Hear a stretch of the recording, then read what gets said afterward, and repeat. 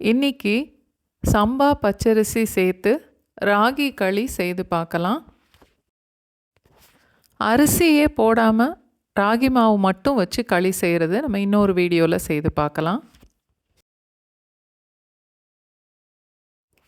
நான் இன்றைக்கி எடுத்திருக்க கப்போட அளவு 180 ml. அதில் 1/4 கப் அளவுக்கு சம்பா பச்சரிசி சேர்த்துருக்கேன்.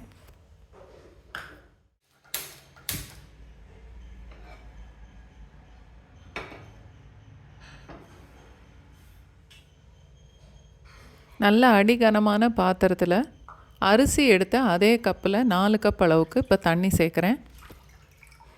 சம்பா பச்சரிசியை மிக்சியில் போட்டு 1-2 பொடிச்சு எடுத்து அதை இப்போ இந்த தண்ணியோடு சேர்த்துடணும். புரோக்கன் வீட்டுன்னு வரும் இல்லையா, உடச்ச கோதுமை, அது மாதிரி திரிச்சு எடுக்கணும்.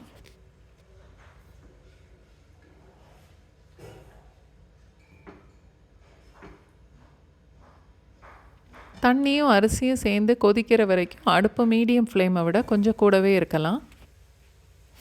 தண்ணி கொதிக்க ஆரம்பித்ததும் கொஞ்சம் இடைவெளி விட்டு மூடி போட்டுட்டு அடுப்பை லோ ஃப்ளேமுக்கு மாற்றிடணும். அரிசி நல்லா வேகிற வரைக்கும் மூடி போட்டே இருக்கட்டும். நடுவில் 1-2 தடவை கிளறி விட்டால் போதும்.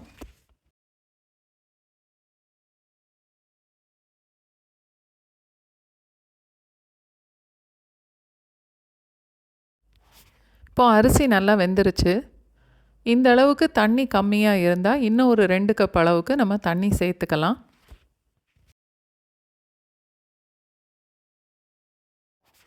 தேவையான அளவுக்கு உப்பு சேர்த்து நல்லா கலந்துட்டு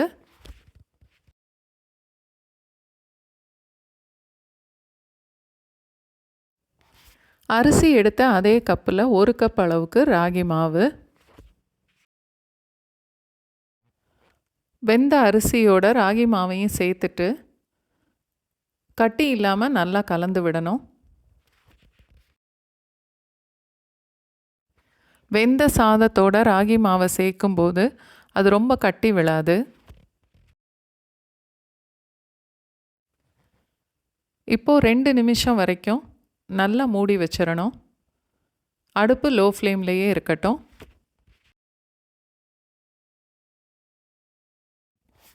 ரெண்டு நிமிஷத்தில் ராகி மாவு இந்த அளவுக்கு வெந்திருக்கும். தண்ணியும் கொஞ்சம் வற்றி இருக்கு.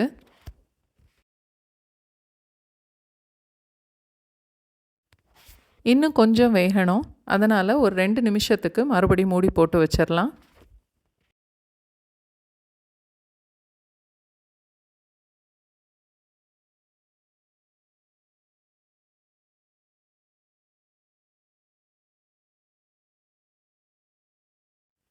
ரெண்டு நிமிஷத்துக்கு அப்புறம் ஒரு தடவை நல்லா கலந்து விட்டுட்டு மறுபடியும் இன்னொரு 2 நிமிஷத்துக்கு மூடி வச்சா போதும்.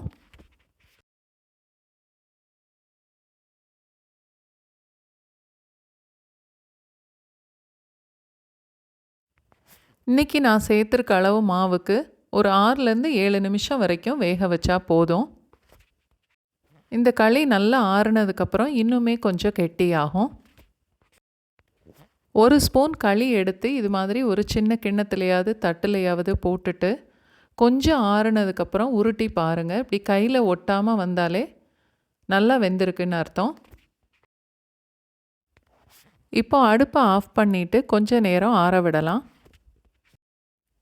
கை பொறுக்கிற சூட்டில் வந்ததுக்கப்புறம் தண்ணியை தொட்டுட்டு